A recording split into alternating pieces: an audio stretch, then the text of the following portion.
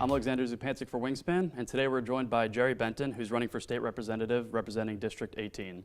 Mr. Benton, can you tell us a little bit about your background and what brought you to run for NC House? Sure. I started out here, went to college at UNCW, joined the Army, National Guard in '98, and I got bounced around a lot, went up to New York, was there during 9/11, and when I came back, I started a family here and finished up my education at UNCW again, and I got into politics kind of by accident here.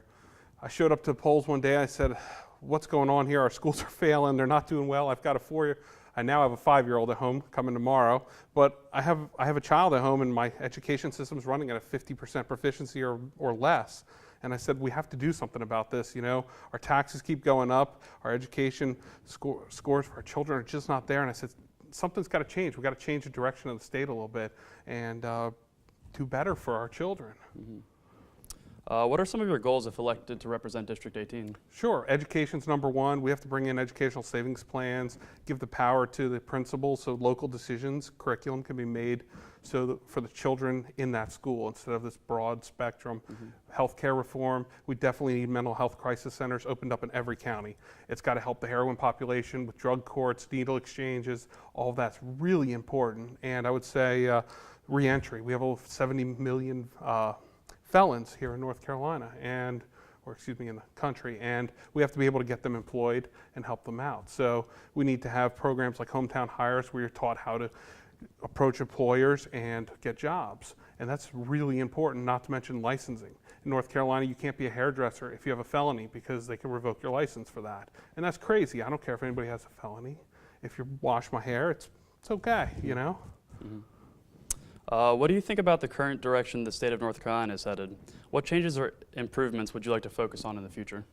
Improvements, well, like I said, we need to do some reform on occupational taxes, and that's a little high also for a lot of low-income folks trying to get in. We also need to just make sure we keep the taxes low, cut a lot of this big government, and make sure we get more efficient. There's just a lot of waste in the government. All right. What are some of the challenges of the campaigning process in North Carolina running for District 18? It's a lot of time. I had to do 4 barbecues a weekend. You think, and it's all great until you have poisoning by barbecue is what we call it at the party headquarters, but everything seems to be a barbecue. Your time with your family is really limited. My son goes out campaigning with me now and raising money. I mean, I've never really asked for anything in my life like this, but now you're begging people for money to raise enough money to be able to run your campaign and to get your message out. And that is really difficult, and it's very humbling. But money has a lot of control in your politics, and it's tough. Absolutely. Now a little bit of a controversial topic. What do you think the voter turnout will be like after the North Carolina ID laws? Well, North Carolina ID, it makes sense. To drive a car, you have to have an ID. If you get stopped by police, you have to have an ID. So voting where you make changes to the government, you should have to have an ID. It just makes sense. I think we need to, there's some other parts of that law like shortening early voting. Hey, I don't really think it makes a difference, but you know, the more time people have to vote, the better, I think. But ID should be important, I mean, just to make sure that the people voting are actually citizens and actually belong voting where they're voting. All right, lastly, how do you think District 18 could more effectively get younger voters involved in the community and voting process?